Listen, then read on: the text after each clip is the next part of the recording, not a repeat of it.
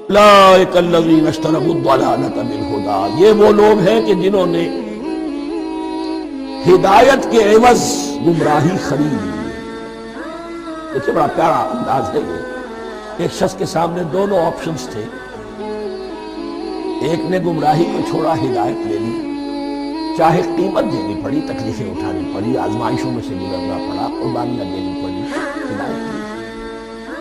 اور ایک شخص نے ہدایت دے کر گمراہی لی۔